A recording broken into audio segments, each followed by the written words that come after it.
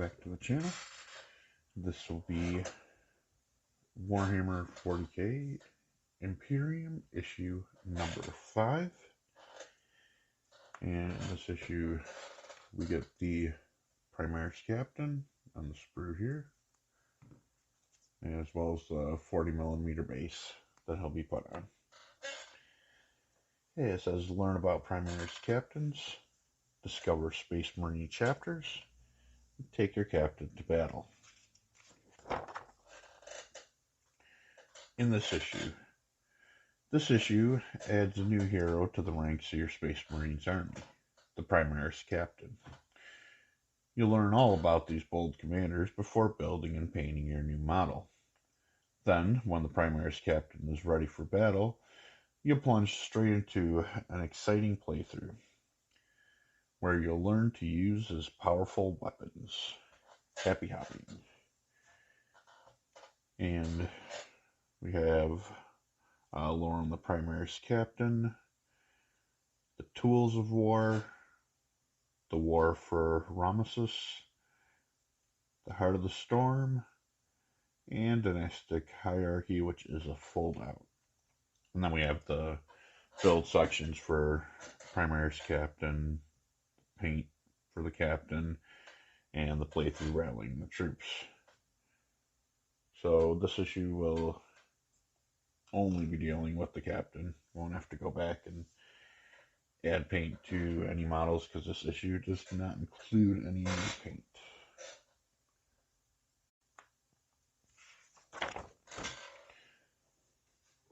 Okay, Primaris Captain, Decorated Company Commander.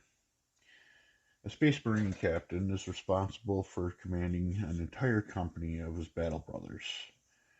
With centuries of battlefield experience, each captain is a strategic genius. A captain leads from the front, by example. By his example, shall his men know what to do, what it is to be an Adeptus Asstratus. And from his teachings, they shall learn the trade of battle in the Emperor's name. And that is a quote from Reboot Gilliman. Okay, we have Primaris Captain's War Gear. Imperial Laurel. These are awarded for an act of great valor that led to victory for the chapter. Master Crafted Power Sword. A Space Marine Captain bears only the finest of his chapter's weapons. Forged by expert weaponsmith, Master Crafted Power Swords are both incredibly ornate and utterly lethal. Service Studs. Each stud represents either 10, 50, or 100 years of service to the chapter. Iron Skull. This is awarded for exceptional leadership while in the heat of combat. Plasma Pistol. These ranged weapons fire blasts of superheated energy capable of burning through reinforced armor. A Crux Terminatus. These are borne by veterans of the chapter's first company and officers. Marksman Honors. These gold-plated shell casings are awarded for accurate shooting. Cape. A Space Marine Captain's ornate armor and flowing cape mark him as a senior commander. Space Marine Honors. Honor badges are used by Space Marines to recognize the might and battle prowess of their greatest warriors. These badges are usually worn or painted on the armor of the recipient. Captains have earned multiple honor badges in their years of long service.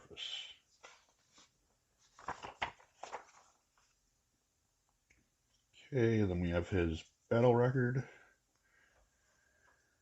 Bring your model to life by recording its details below. And of course we have the names. The Primaris Captain draws upon centuries of combat expertise to command a company of 100 battle brothers. One of the boldest and most accomplished of Space Marine veterans may rise to such a position. Okay, and underneath the name we have the titles. Space Marines earn titles for heroic acts. Record your captain's honorary title here. And we, have the same D6 chart for name and title.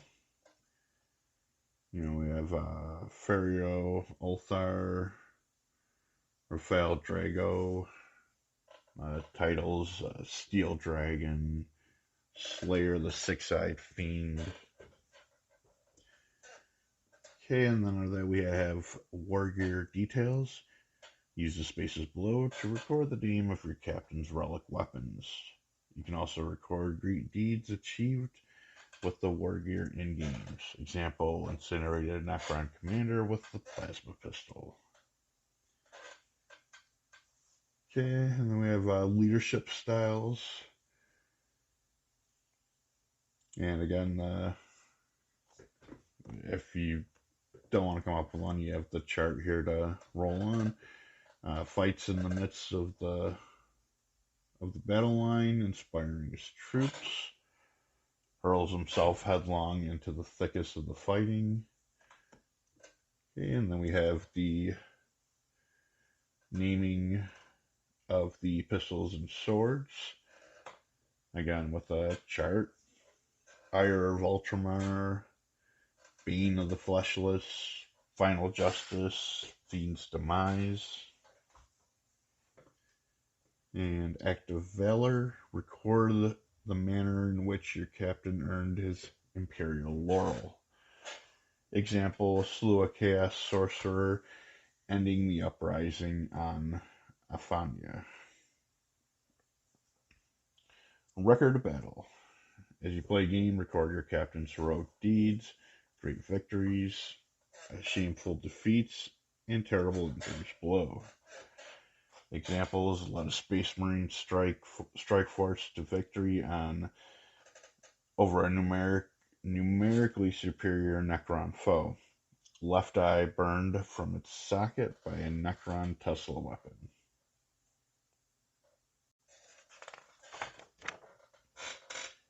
Okay. Tools of War.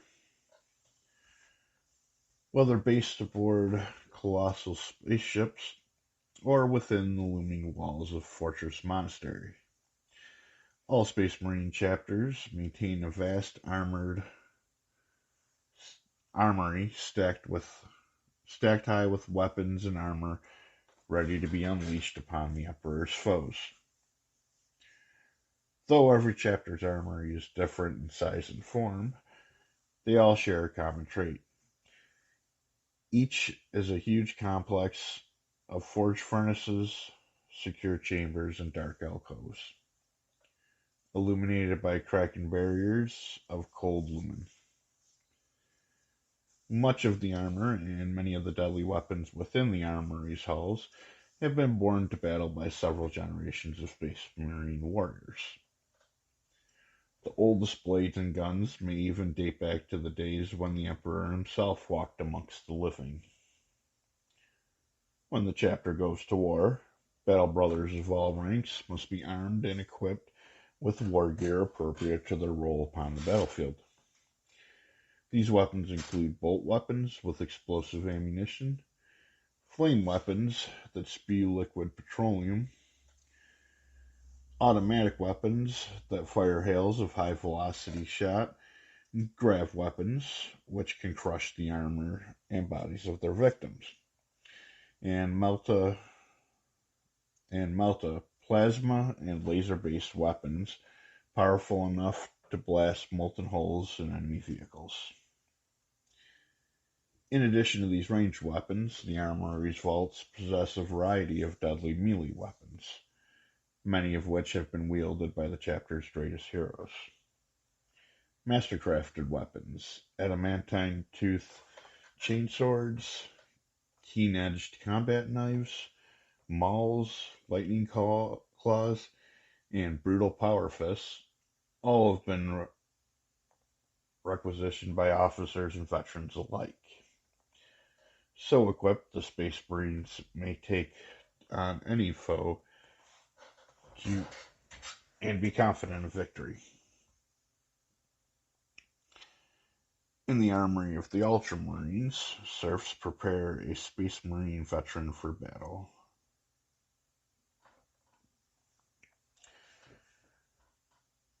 There is no greater ally to the Space Marine than the humble bolt rifle. Treat your weapon as you would a brother. Recruits, for it shall be your salvation. Brother Sergeant Amno.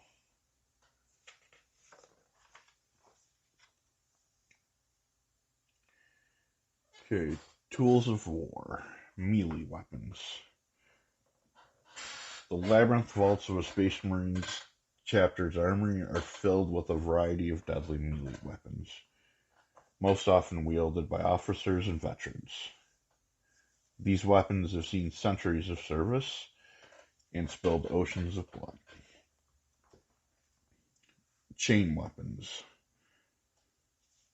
Chain weapons are a common sight in all armories of the Imperium.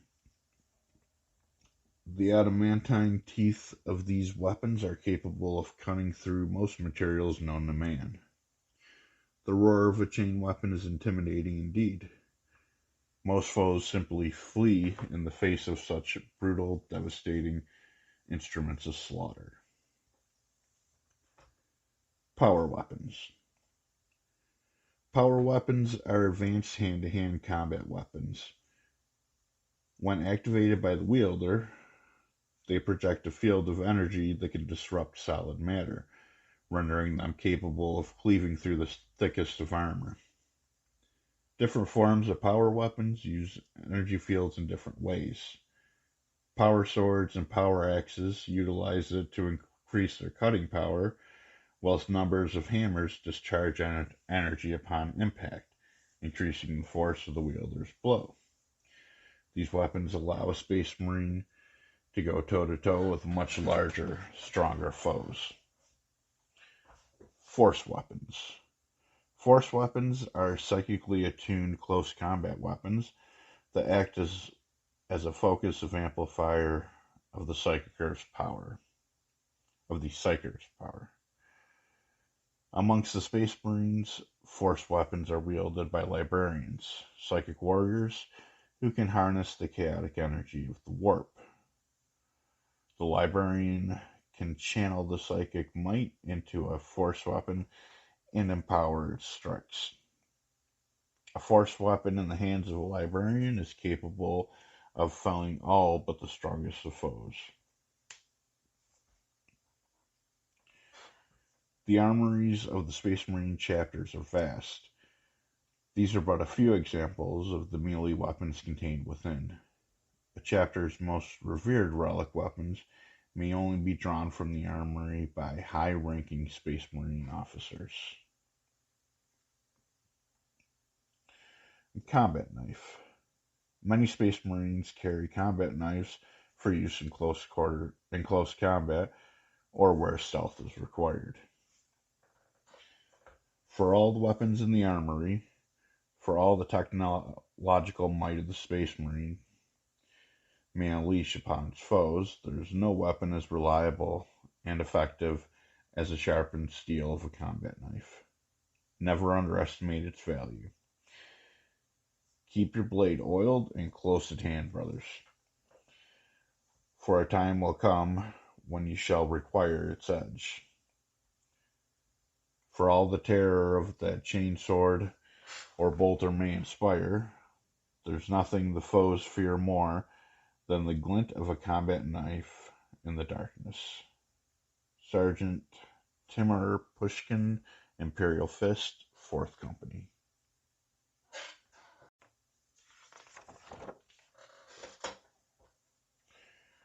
Okay, the War for Ramasus, Magaria.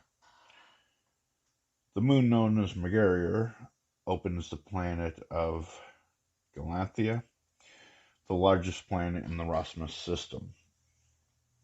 For generations, this desolate, dusty rock has been host to a majority of Ramasus's heavy industry. Since the Necron invasion, however, the moon's refineries have fallen silent. Ultramarine Insertion Point, Strike Force Ionicus. Recon Report File, Magaria ROM B45 MEG 112. Primary Spaceport, Necron Threat High Level. Strike Force Iconis has secured the breachhead. Primary objective.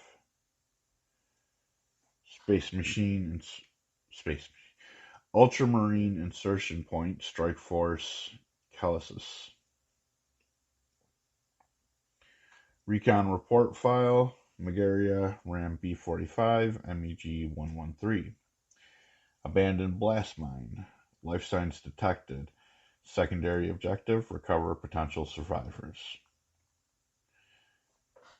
Unknown structures spotted in the region. Potential Necron activity.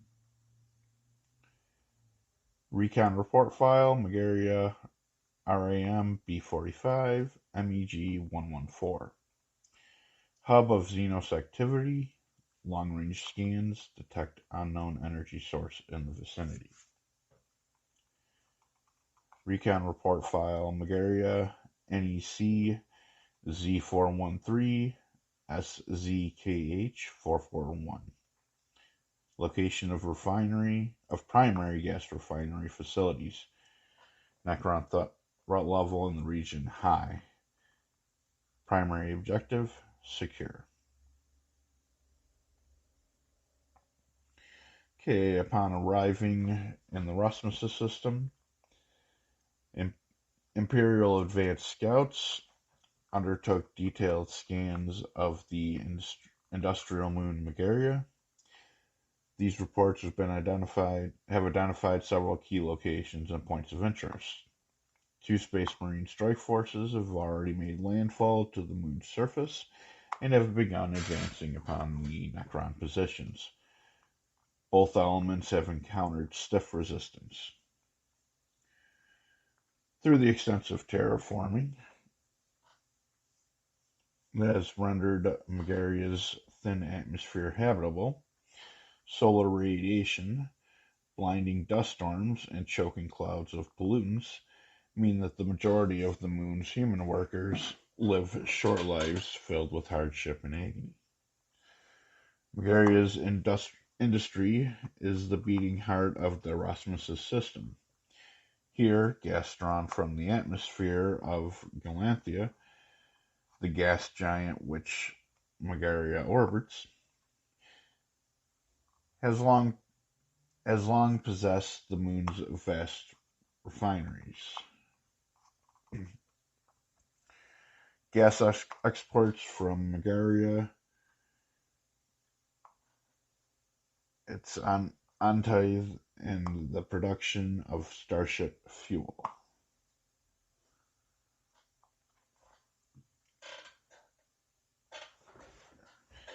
Gas exports from Magaria is utilized for the production of starship fuel.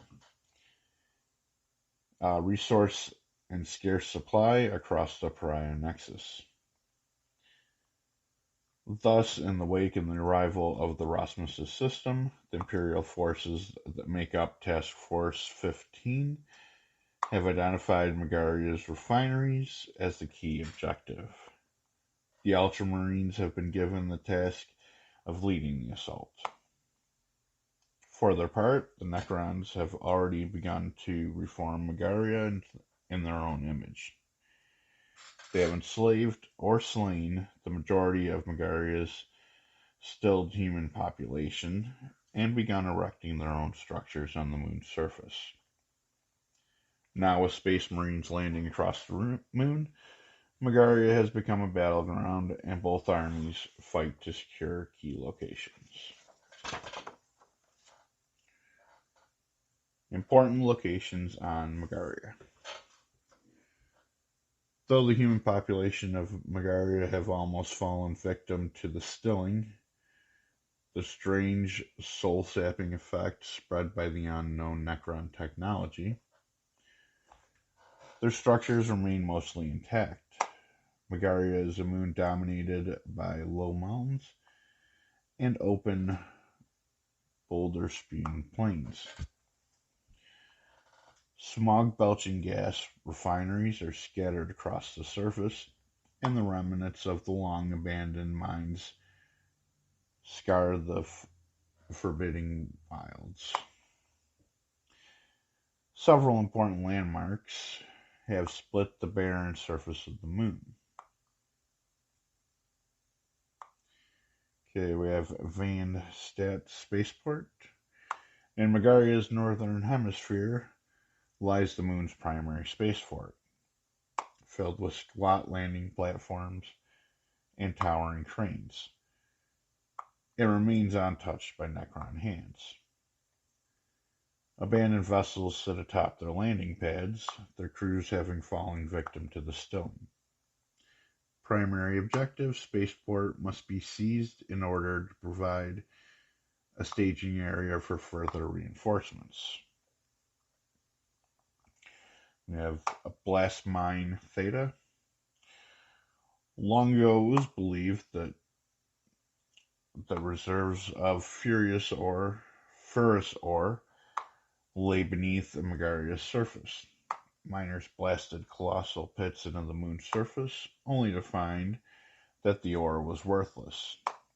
These pits are now a vast refuge for the few human survivors of the Necron invasion.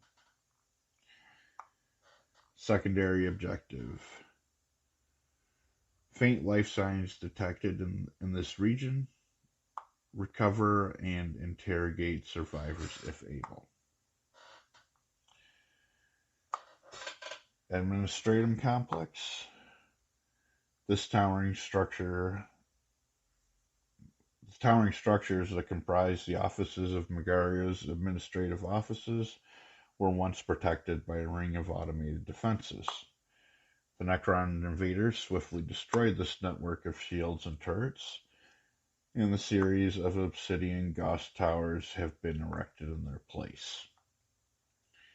Secondary objective: administratum site subject to Necron aggression, threat level beta, enemy forces present. Necron repair facility. Beneath a range of mountains overlooking Magaria's gas refineries lie the Necron's main base of operations. Constructed to serve as a repair facility for Necron soldiers, this site contains teleportation devices and stasis repair chambers. Primary objective: threat level alpha. Necron positions must be destroyed. Await reinforcements before proceeding with the assault.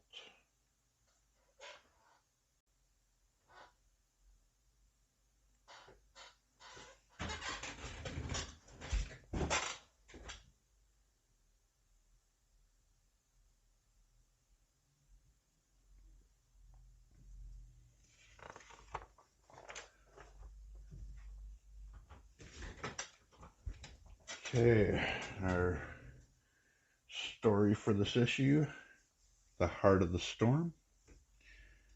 Location: Tamiya's Pride. The Timon system lies in the shadow of the Scarix Void, a small but unpredictable war front. Through the rent in the facility, heretic Astratus of the Crimson Slaughter have invaded, slaying all in their path. Heart of the Storm. From their lair deep within the warp, the bloodthirsty Crimson Slaughter have emerged to strike at the IMPERIUM. In their path stand the Fulminators, a chapter of Primaris Space Marines. Beneath the spires of the Shrine World Theta, or Tiamat's Pride, loyals and traitors clash in the midst of a violent storm. Above the thorn cathedrals of Tiamat's Pride, the heavens unleash their fury. Forked lightning split the sky, illuminating their besieged city. Beneath the tempest, Captain Amator of the Fulminator's second company removed his helm, burying his flesh in the biting wind. Before him, silhouetted against the darkness, a tide of traitors scourged forth through the eye of the storm. They were horrific to look upon, clad in crimson power armor, adorned with demonic horns and the profane icons of ruinous powers. These were Chaos Space Marines of the Crimson Slaughter. Amator scowled. The sight of the foe had awakened the primal hatred within his heart. He despised these turncoats and traitors of the Imperium. There would be no mercy this day. The heretics advanced in a tide of howling, screeching, and fury. The roar of their chain blades clearly audible, even above the din of the storm. Beyond, towards the edge of the city, a trail of smoking, ruined buildings marked their passage. Amator drew his power sword and took a step forwards, leveling the tip of his blades towards the traitors. At that signal, the Space Marines at his side raised their weapons and began to fire, adding their own battle cries to the furor. Explosive bolt rounds slammed into the advancing Chaos Space Marines, blasting chunks of their termite armor and felling several snarling heretics. Yet still they came, propelled by their own demonic madness, spitting unintelligible curses. Amator rushed towards to meet their charge, and the rain streaming down his face. First to meet him was a lumbering heretic, the traitor's helmet covered in a layer of dried blood, its damaged vox filters emitting a stream of static pain screams. The foe raised his power axe above his head and brought it down with all his might. The strike was swift, despite its weight, and Amator barely avoiding its arc. The snarling chain teeth roared through the air. Before his opponent could wield the strike again, Amator thrust the tip of his power sword into the seal between the Chaos Space Marine's power armor and his helmet. A fountain of blood sprayed forth, and the Chaos Marine gargled through his hissing Vox unit before crashing backwards into the rain-slicked ground. Before the foe struck the sodden earth, three more opponents rushed forward, cutting their way through Amator's brothers and lashing out at him with their weapons. Atop his armor, the iron halo flickered and flashed, projecting a field of force that defended his assailants blows. They snarled in frustration and muttered to themselves as they closed in. Two of the opponents bore chain axes and bolt pistols, their faces covered by leering, red-lensed helms. The third towered over his companions, his exposed head, a mass of pallid flesh, and puckered scars. His bloodshot eyes glared at Amator, and his face was twisted into the expression of a wild, insane hatred. He uttered no words, merely snarling and spitting as he rushed forward, flanked by his fellow warriors.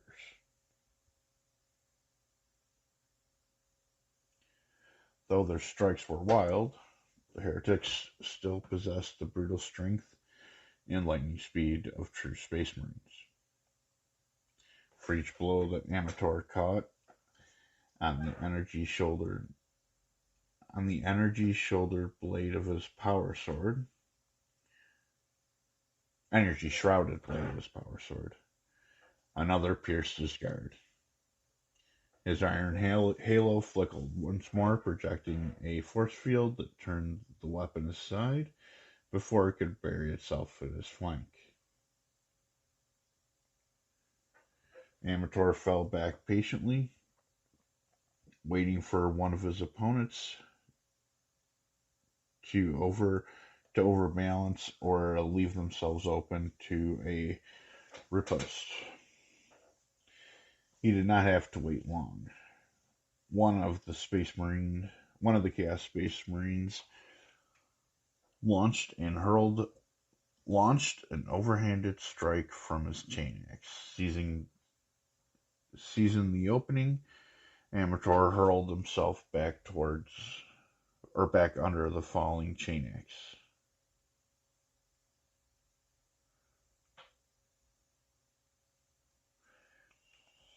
And he buried his blade into the chest of his foe.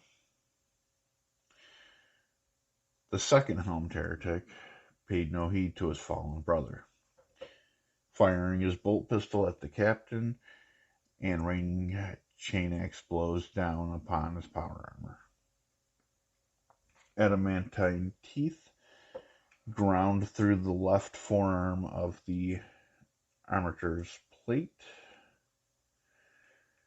shearing ceramite and ripping a gash into the flesh beneath. He drew backwards, pulling away from the snarl-toothed blade. Grimacing, he leveled his bolt pistol at the Chaos Space Marine's helm and squeezed the trigger. An explosive shot punched straight through the right lens of the heretic's helm and exploded within the traitor's skull. A gout of blood and gore splashed across Amator's blue armor. Then one remained, a barehanded champion of the dark gods. His blood-feckled armor glistening in the downpour. Their eyes met. Centuries of enmity reflected in each other's hate-filled stares. The voices call for slaughter. Only blood can silence them. The champion of chaos hissed. Amander scowled, raising his sword to meet his foe. Only death may quell your madness, traitor. He growled and rushed forward. As the two titans clashed in a shower of sparks and grinding metal, a peal of thunder rolled across the fractured sky.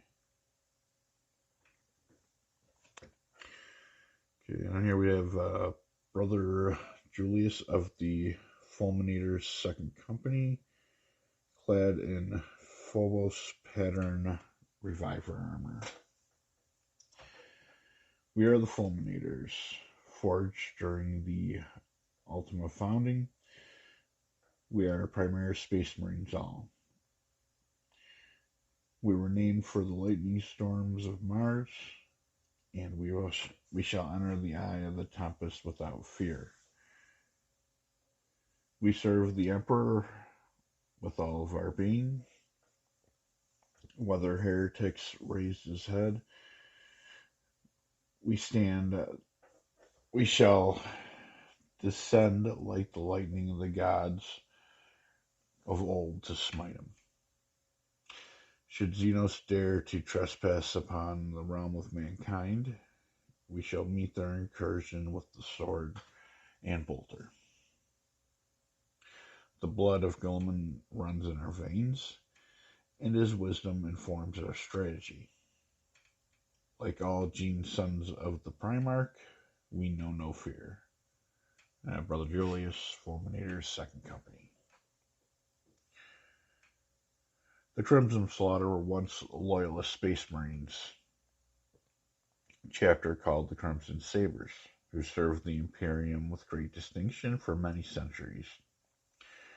When the events that led them to turn traitor are shrouded in mystery, when the first signs of their fall can be traced back to their assault on the jungle cults of Amadia. It appears that some form of warp-spawn madness consumed the entire chapter. The madness that afflicts the Crimson Slaughter remains a mystery. What is known for certain, however, is that they are beyond salvation and must be destroyed, lest they bring ruin to the Imperium worlds. Inquisitor Oda Herectus. A champion of the Crimson Slaughter stands ready for battle, bolt pistol and power axe in hand.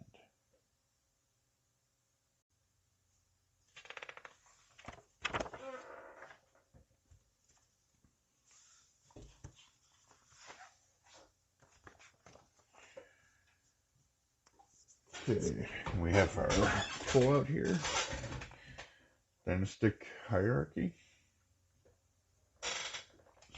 A noble Necron lord leads Dynasty's relentless legion to conquer their foes. Necron society is organized into strict dynastic codes, from imperious nobility all the way down to the mighty legions that march out and enforce their master's will. Few tomb worlds break from the rigid material order, for it has served the Necron race for many thousand years. Each and every Necron tomb world is governed by a ruling noble, be it a Pharaon, overlord, or lord. These rulers are served by a court of lesser nobles. Nemesers who command the royal legions. Royal wardens serve as lieutenants and bodyguards, and menacing retunes of Lichguard and groups of screaming cryptech scientists and viziers. Intrigue, deceit, and betrayal occur regularly within these courts. For most Necrons who restrained personalities and biotransfers have remained both ambitious and ruthless. Necron leaders usually find the best way to keep their subordinates in line is to set them against a common enemy. When the dynasty's remorseless metallic legions march to war, these knowledgeable and determined leaders become viable assets to their liege lords. Lesser nobles, aided by their royal wardens, lead vast phalanxes of mindless Necron warriors, while cryptechs unleash their strange technological wizardry and scuttling synaptic constructs to overwhelm the enemy and aid their foes on the field of battle.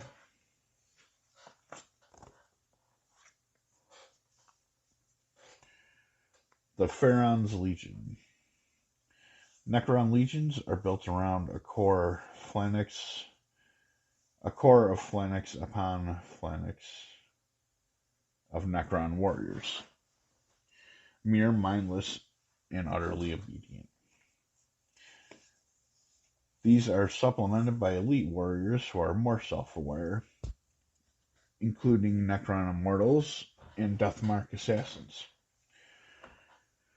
A Necron's Dynasty advanced weapons and vehicles are seen as a sign of status and the right to rule. As such, they are valued far more highly than the Necrons who wield and pilot them. Some Necron units, such as synaptic constructs and improvised tan shards, as these are seen only as slaves. Fleshed ones are afflicted with a curse that curses them to hunger for flesh. They operate entirely outside the Necron chain of command, the only appearing in the midst of battle.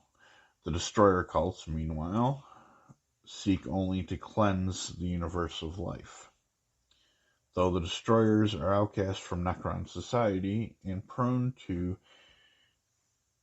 ignoring orders, they make excellent shock troops. The Necron have always equated this technology superiority with a right to rule. Their vast starships, cosmically powered weapons, and reality warping engines possess the might to darken the stars and shatter gods. We have managed to capture little of their technology, and the unholy magics that power remain beyond the understanding of humanity. The Necron foe will go to great lengths to avoid such weapons from falling into the hands of the Imperium. Inquisitor Icarus Grain. When the full might of a Necron army is brought to bear, few foes can stand against it. Here, the Eldari of Craft World Samhain and utterly overwhelmed. We have risen to the stars, and the stars shall be ours once more.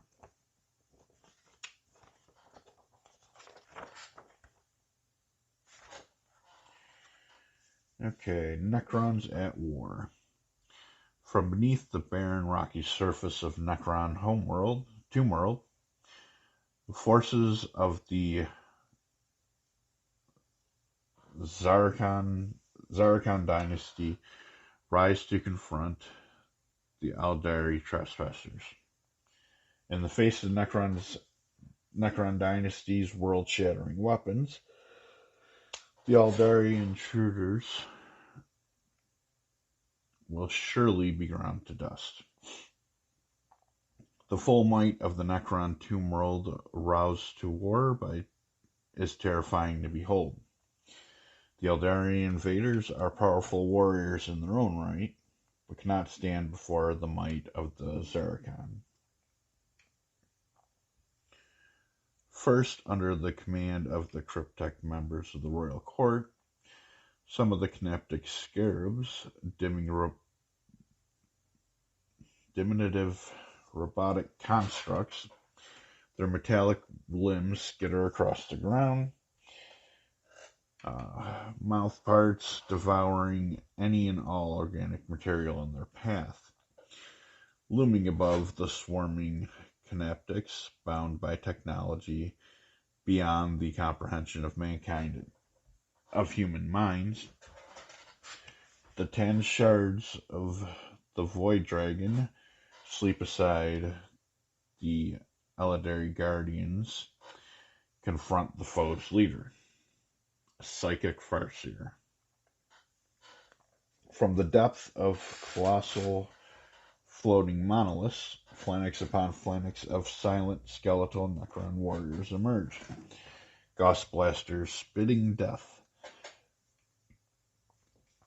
At the rear of the Necron lines, lords and other Necron nobles refused to sully themselves by joining the fight. Instead, observing from their position, they direct the battle that unfolds before them. Each command issued by their subordinates, further sealing the fate of the Eldari opponents. Scorptech destroyers rush forth to join the fight. Heedless of their superiors' commands, they hurl themselves towards the Eldari foe, desperate to spill blood and slaughter organic life. Meanwhile, standing imperiously aboard is there's a domain of his dies of domain, and flanked on either side by crackling Nauteth Meniers. The Silent King watches as his forces trample his foe. The mere presence is surely enough to inspire the Necron forces to a swift victory and the utter annihilation of yet another enemy. As he revels in his victory to come, loyal Lichguard block the Eldari advance, cutting their foes with deadly blows from their war scythes. Okay, transmission record. Your forces are impressive, Captain. You may even possess the might to win the day, but your victory, however, will be hollow. Your kind will believe me destroyed here. I have been struck down 12 times, and yet on each and every occasion, I have returned stronger and more determined than ever to complete my works. How many Necrons take the field this day? 1,000? More? Each and every one of them will serve as a vessel for my will. I am Trazyn, the Infinite. I am beyond death. When you are not but ash and dust, my people shall rule the stars once more. Come, cross swords with me if you will. I shall show you an exercise in futility. For Trazyn the Infinite, to Captain William Barros of the Silver Skulls.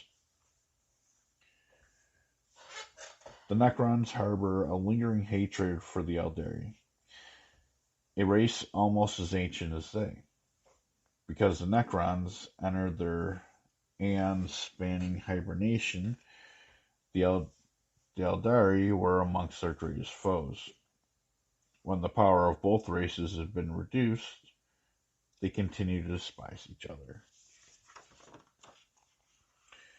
Hierarchy of the Necrons.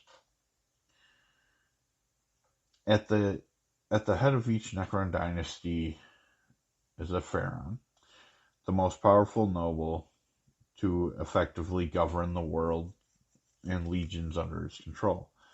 The Pharaon relies on lesser overlords and lords of his royal court. Whilst overlords and cryptex possess free will, most of the lesser nobles and soldiers beneath them are enslaved by the will of their commanders, incapable of betrayal, and commended to an eternity of service. Condemned. Pharaon, the most powerful Necron noble. Pharaons often command an entire dynasty of their kin. Royal Court. This group comprised of overlords, lords, cryptex, and a variety of lesser Necron nobles. Praetorians. These beings serve as judges and enforcers of the Silent King's will. Triarch Praetorians. Triarch Praetorians are Triarch Stalkers. Armory. These are the dynasty's powerful vehicles and engines of war. Pharaon, mighty lord and ruler of the dynasty and its legion. We have outcasts.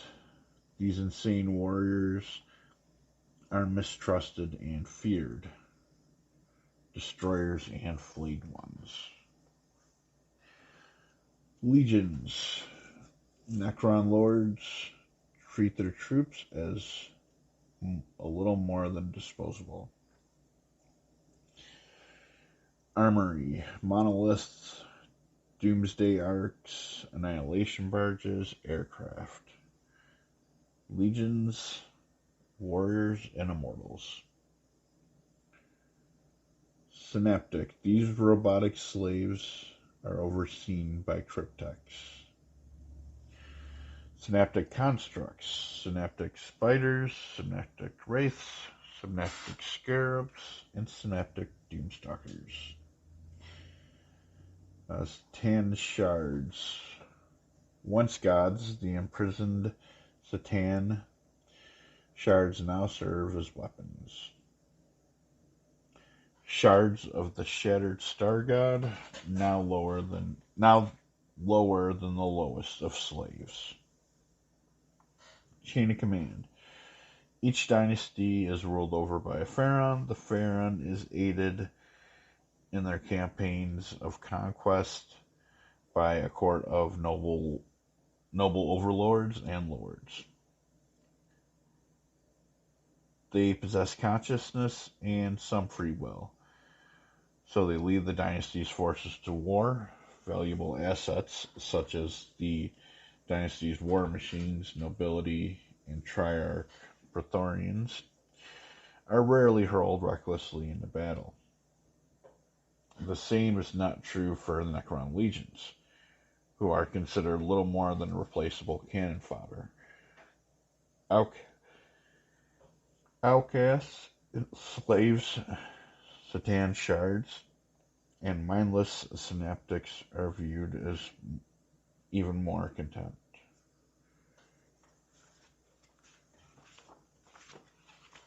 Okay. We have the royal court, comprised of Necron lords, lesser nobles, and cryptic advisors. The royal court oversees the battle, directing troops as required, and fighting only when necessary to turn the tide of war. Satan shards, all that remains of a race of godlike beings. The Satan are now enslaved by the Necrons' eldritch technology. They now serve only as weapons to be unleashed upon the Necrons' foes. Okay, and then you have legions from the marching forth from the glowing monolith. Necron warriors and immortals go to war under the direct command of their Necron superiors. They fight relentlessly and without fear.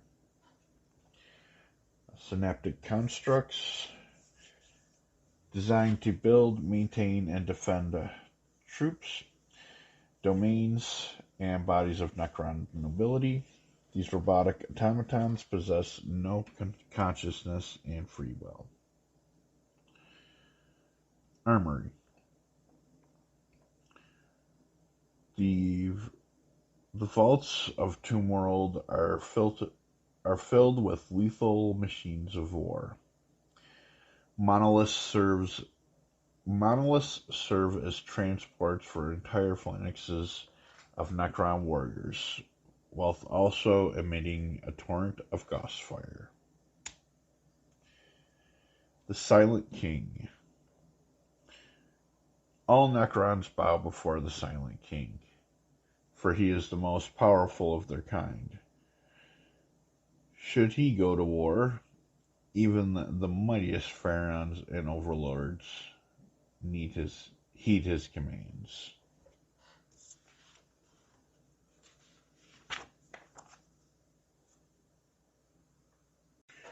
Okay, we have how to build Primaris Captain. Okay, and this is the first one we will be using glue on. Alright. Let's see. Once the components, clip the components from the sprue. Once on, place the flat blade, part of the blade, next to each component. Same thing we've had in past issues. Mold line remover. Before assembling your model, check for mold lines. You can use a mold line remover to scrape them away, holding the mold line remover by the flat metal area. Place the head against the plastic at a straight angle and scrape along the mold line until the surface of the components feels completely smooth. Okay, now we got first step, how to build the Primaris Captain. You'll need to apply glue to the areas highlighted in yellow. Be careful not to apply too much glue. Excess glue can spill into areas of fine detail and obscure them. Before applying glue, dry fit the components by pressing them together to work out exactly how they will line up. When you have glued the component together, allow the glue to dry for a few seconds before attempting to glue any more components into place. Okay, so let's start with that. Okay, so we have 3, which is the cape.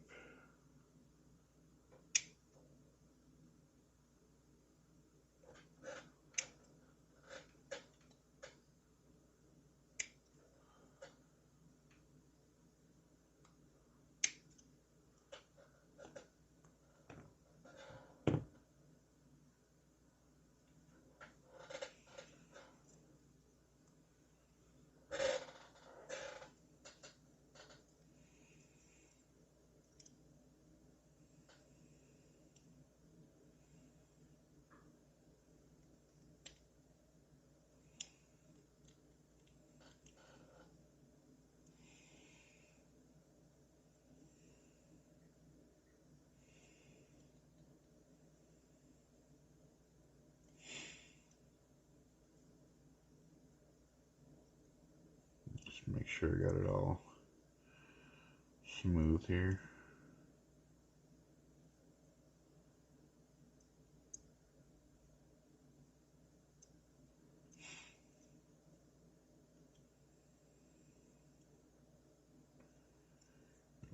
On his inside of his cape here.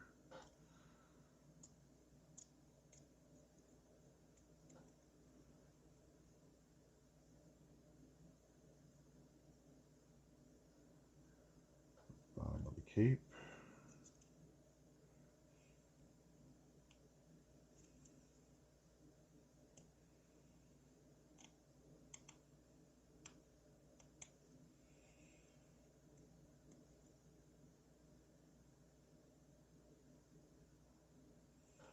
Okay, that looks pretty good.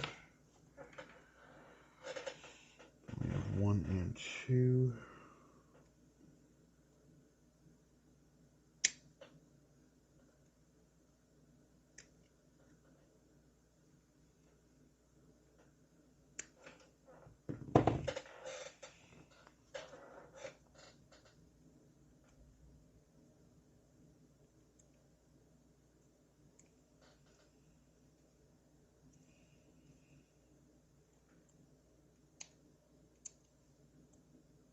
Again, just want to make sure that everything is nice and smooth so it fits perfectly. And naturally on the parts that are just going to be painted, you don't want to, you know, a bump that's not supposed to be there.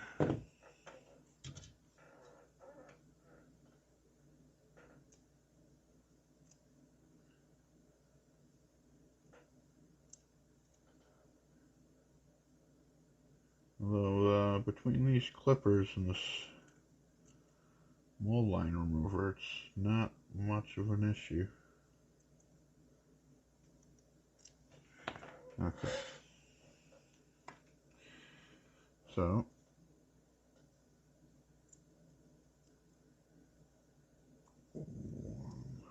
those are going to fit like that. It looks like it fits good there.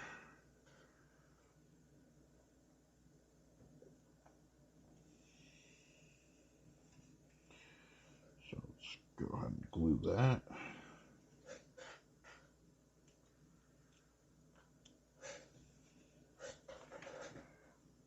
Okay. Whoa.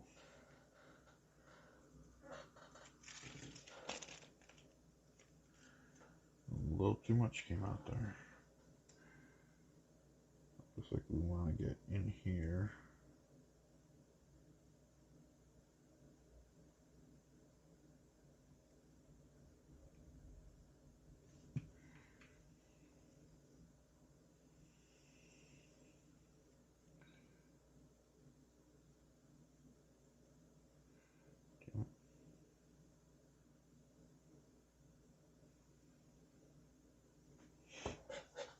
It usually helps if you're trying to line it up at the right place.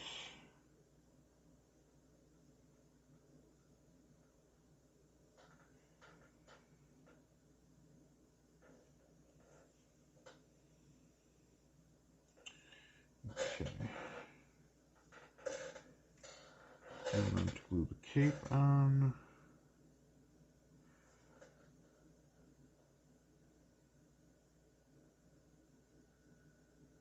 Here. Down there. I do not like this nozzle for the glue. Seems to be coming out awfully fast.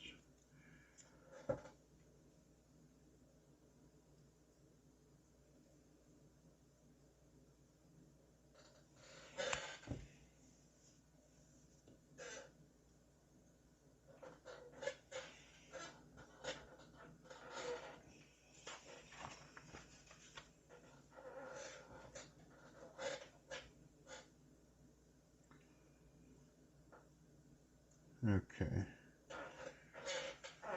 Let's speed this guy up and get him finished being built.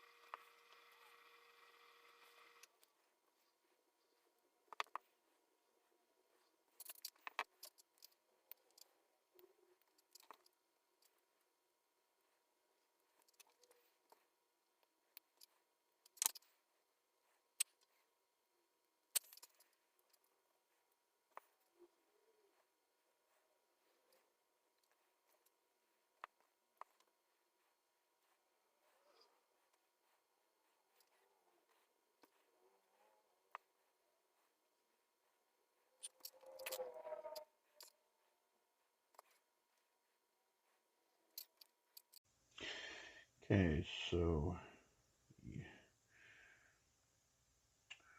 Primaris Captain is assembled.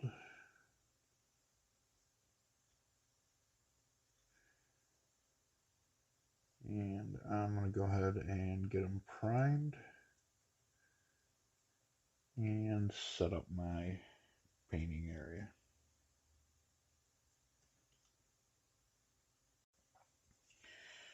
Okay, the Primaris Captain is primed, ready to be painted. My paint area is set and ready to go. And looks like we're just doing a base coat of MacLeod blue pretty much everywhere except for the blade of the sword, his head and halo,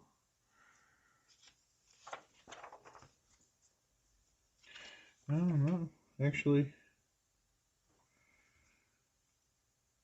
looks like everything gets base coated.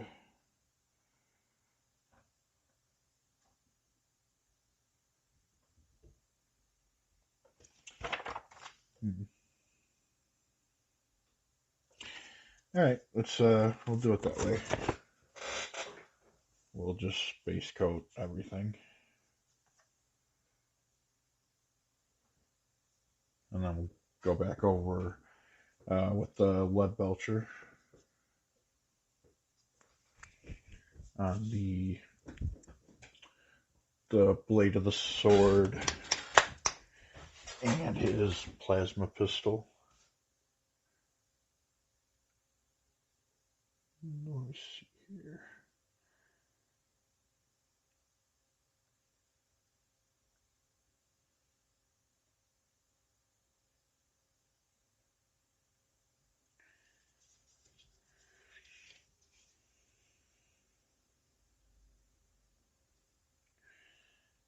Yeah, I don't like that.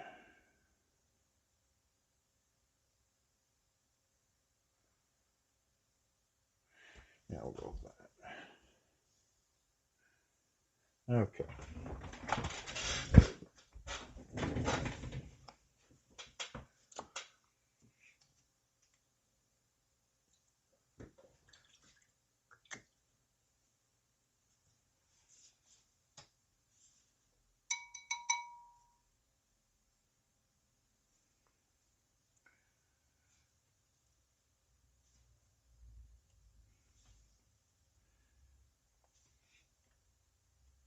And since this is a base coat, I'm just going to use the Citadel brush.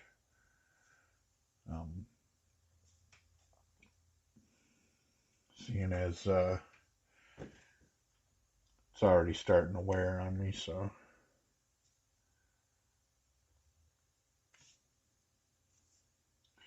And when I get to the lead belcher, I'll probably switch over to my finer brush that I got there.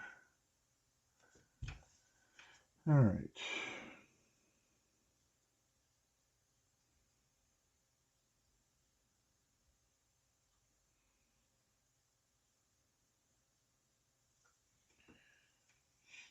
And this is kind of a little difficult to get into all the areas.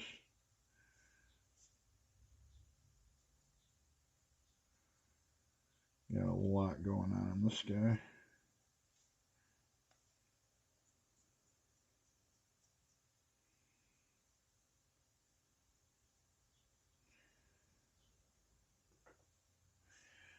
But I will speed that up. And then after that, I'll come back after he's gotten 3 coats.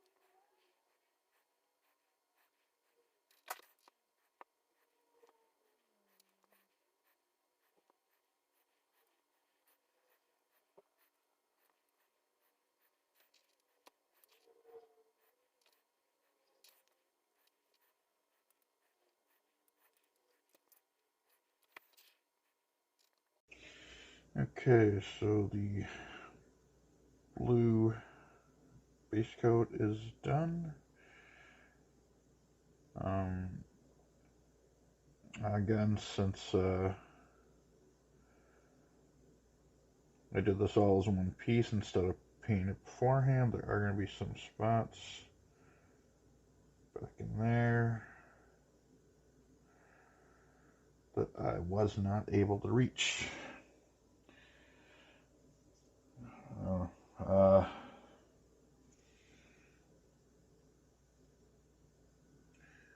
don't know, maybe I can get those, but right now it's not looking likely. So now moving on to lead belcher, and we got to pin the weapons is across here, the exhaust on the jetpack, and the sides of his helmet here, which is actually hanging off his belt. So for this, I am going back to my number 3 fine brush, or actually it would be 3-0, and we'll just do a speed paint there and then get on to the gameplay.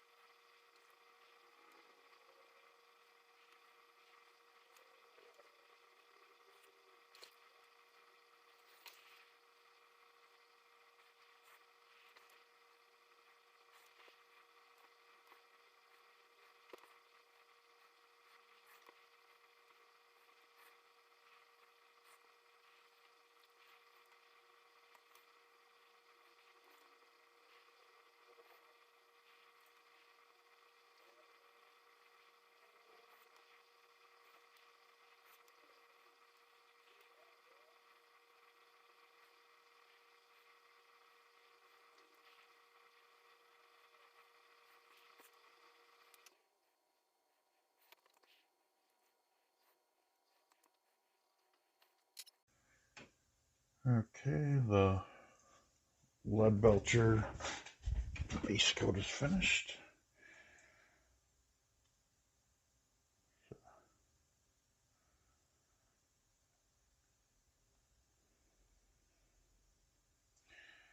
So everything looks pretty good except for, like I said, that area I can't reach in there. I might end up taking them off the base and turning them upside down so I can see if I can get down in there.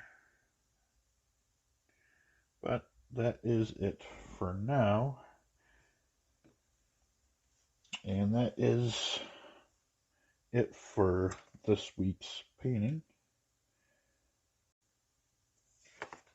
Okay, and next we have the playthrough for this week, Rallying the Troops.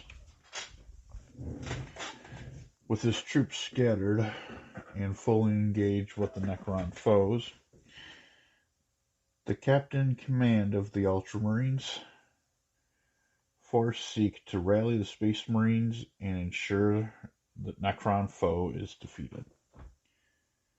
Space Marine captains fight alongside their troops, issuing commands and inspiring their fellow Space Marines with their skill at arms and legendary heroism. A heroic intervention. With his troops separated and bogged down in brutal hand-to-hand combat, the Ultramarine Captain must stand alone against the Necron foes.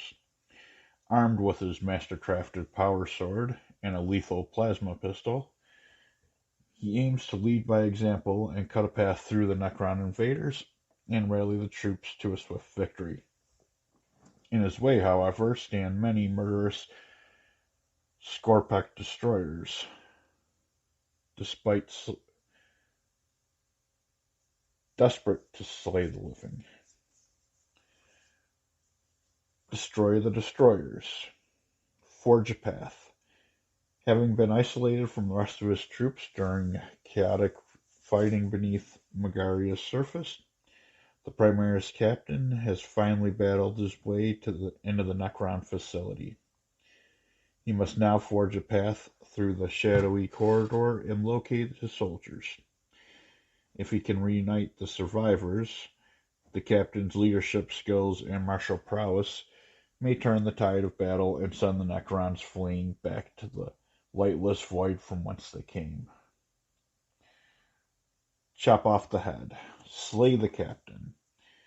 Skorpek destroyers are driven by only a desire to slaughter the living. Having been awakened, they stalk the shadows in the Necron facility, hunting for the Space Marines to slay. The Necron's base synaptic defenders have detected a lone warrior and transmitted his location to the murderous destroyers. Presented with the opportunity to end another life, the insane Necrons close in, blade limbs twitching in eager anticipation of the violence to come. Okay, I'm going to get the board set up here, and then we'll be back to playthrough. Okay, the board is set for the playthrough, and this week we have stats for the Captain and the destroyers. See here, this AP minus, that is armor penetration, and we also have a hero ability here, Iron Halo. This model has a +4 invulnerable save. Okay, so with armor penetration, when making saving rolls, modify the result by the AP characteristic of the weapon to the weapon the attack was made with. Roll a d6, subtract the weapon's AP characteristic from the roll, compare the result to the model's save characteristic. So that comes right off your roll for the save. Now, the Captain has invulnerable save. Says some models have an invulnerable save. This is a saving throw that is never modified by the attacking weapon's AP characteristic. A model with invulnerable save can use this save instead of the normal save. So if he has a save of 3 or better, if he gets attacked with a penetrating weapon, instead of having that -3 penalty, he can just roll the invulnerable save, which would be 4 or better. Okay.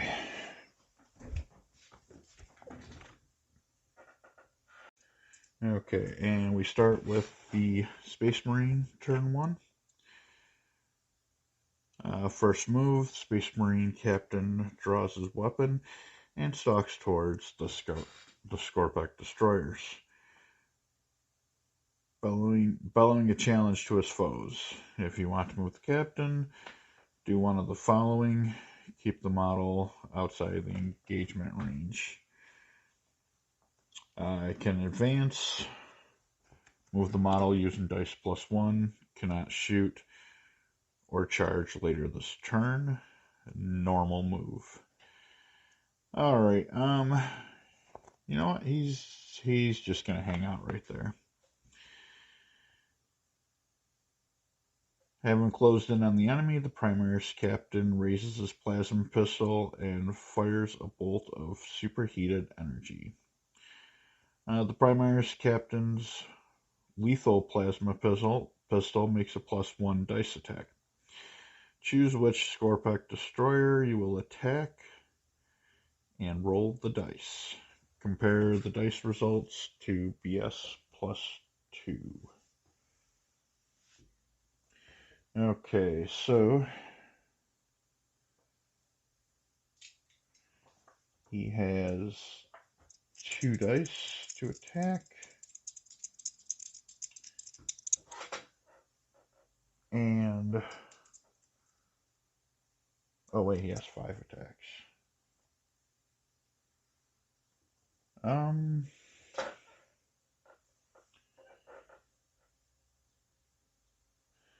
You know, I'm gonna attack 2 on him. And he hits on a 2+. Okay, so he's got 2 hits. Now, the Destroyer has a save of 3+, but the Plasma Pistol has armor penetration of 3, so he would have to get 4 or better. Okay, so he saves 1.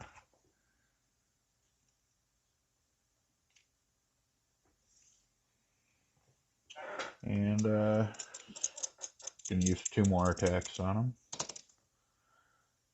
2 hits. 1 save.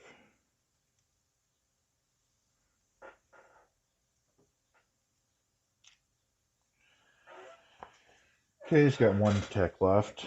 Let's see if we can finish him off. He hit with a 4. Armor piercing. We're going to save down 3. I'm going to roll for the invulnerable save. And saved. Okay.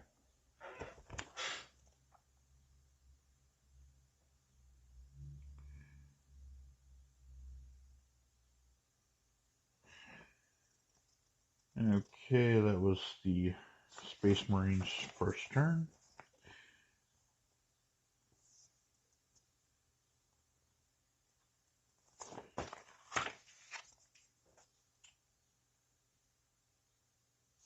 Oh, you get to charge.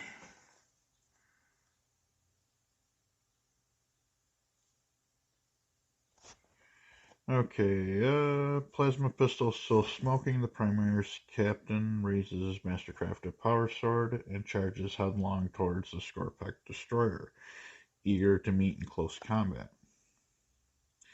The Primaris Captain charges in on the Necron foe.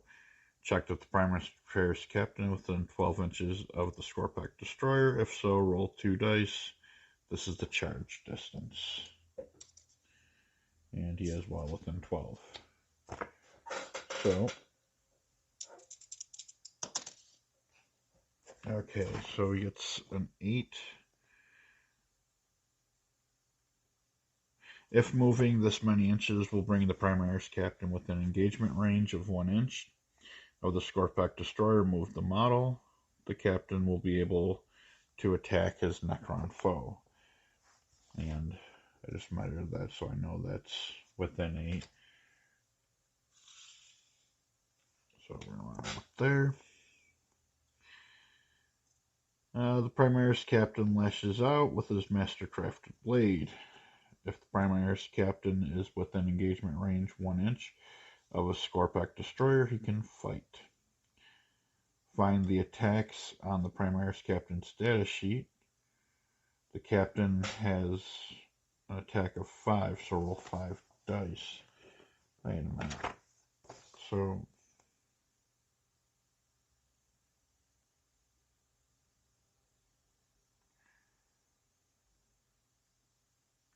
oh, okay. So I only should have rolled one die for the plasma pistol. Alright.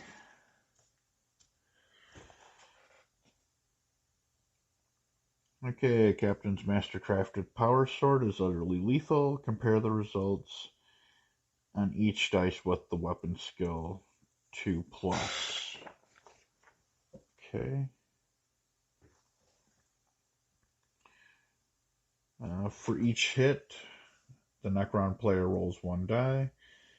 Find the AP characteristic on the Plasma Captain status sheet. The Mastercrafted Power Sword has an AP characteristic of -3, so 3 is subtracted from the save roll. Alright, so these didn't hit. These 3 did. So he has a save of 3. And 3 will come off as rolls automatically, so... Oh no, he does not save. He is dead. And rolled away dramatically.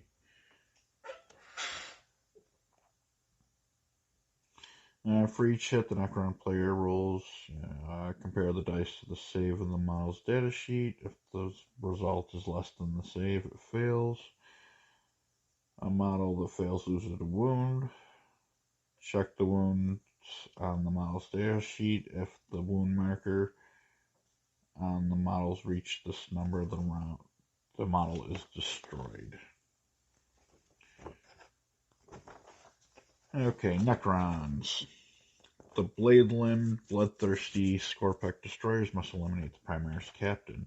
Follow the playthrough and use the example at the bottom of the page if you need help. The Scorpec destroyers raise their hyperphase blades and circle towards the Primaris Captain. One at a time, do one of the following with each model that you want to move and keep the models outside the enemy's engagement range. Advance, move, fall back. Fall back again is if the model is within engagement range of 1 inch of an enemy, it may only fall back. Move the model using move, it cannot charge later this turn.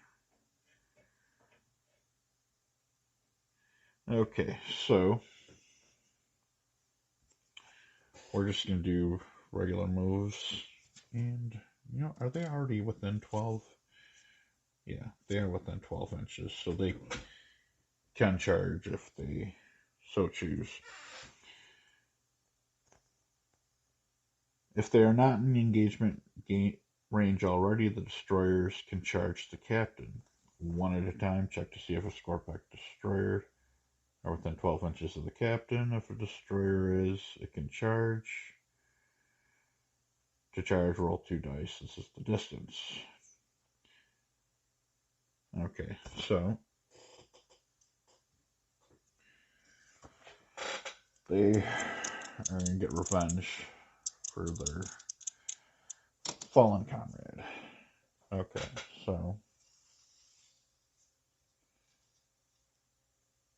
he closed the distance. 7. Oh yeah, that's enough for him as well.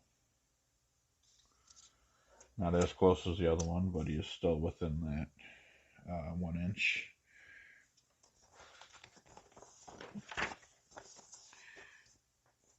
Okay, if a Scorpec destroyer is within engagement range of 1 inch of a captain, it can fight.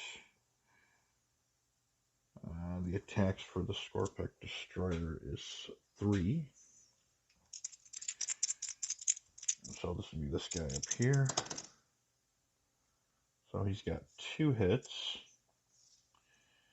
And again, I'm going to be using that invulnerable save. 2 saves.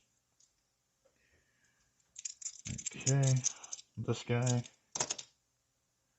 gets 2 hits as well. Invulnerable save. 2 saves. Yeah, the captain ain't having it. Okay.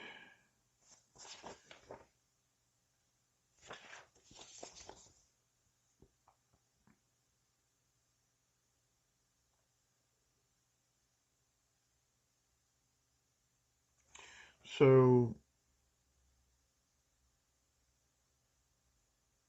it looks like since he is in engagement now, he can't attack. He has to fall back, and then he can only shoot.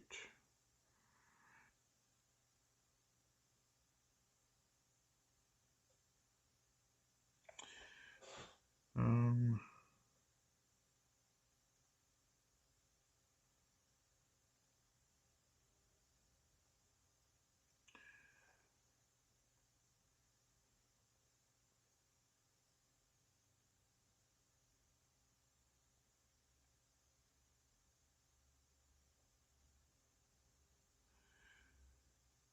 so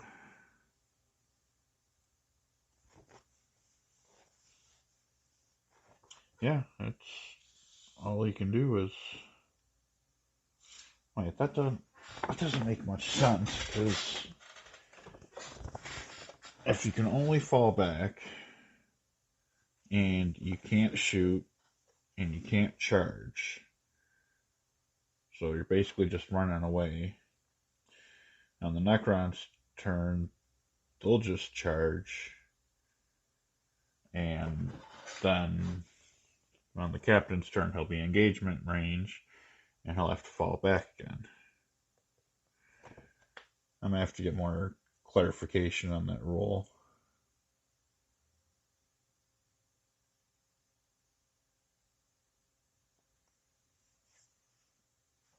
All right, I'm gonna trigger it as he can attack, so we're going to that first destroyer. The hit. And takes 1 wound. Then I'm going to charge to this guy here.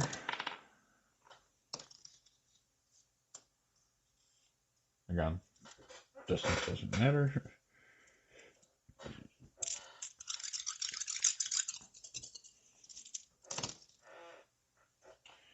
Okay, he's got 3 hits.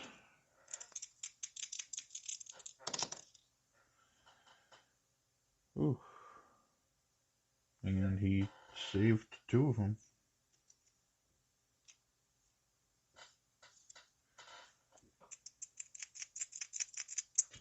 Alright, there's gonna take turns trying to hit him. Okay, so that's 3 hits. He's gonna use invulnerable save again. And he saved 2 of them.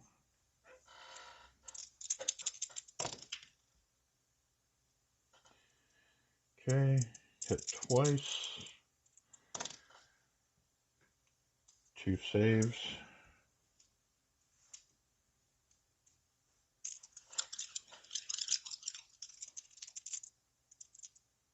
Now, shoot at that one. This one here, hit him. And, see, yeah, does not save.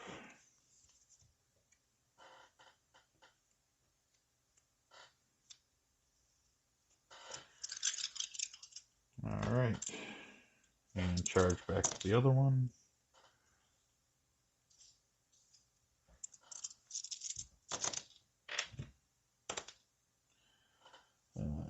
4 hits.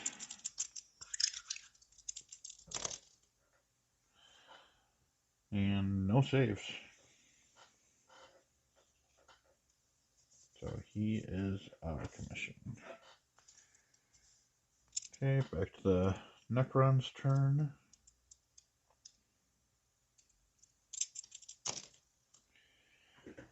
Okay, he's got 2 hits. 2 saves.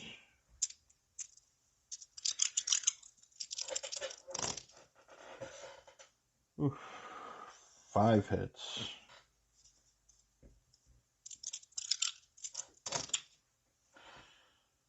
And Yeah, I don't even think he get. Yeah, he didn't even get one save there. Okay. So dead. Okay, so the Primaris Captain has fended off the Scorpack Destroyers. And do we have any win condition here?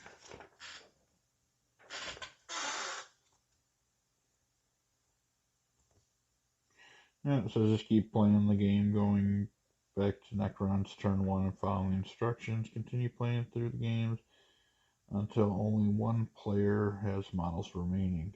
That player wins the game.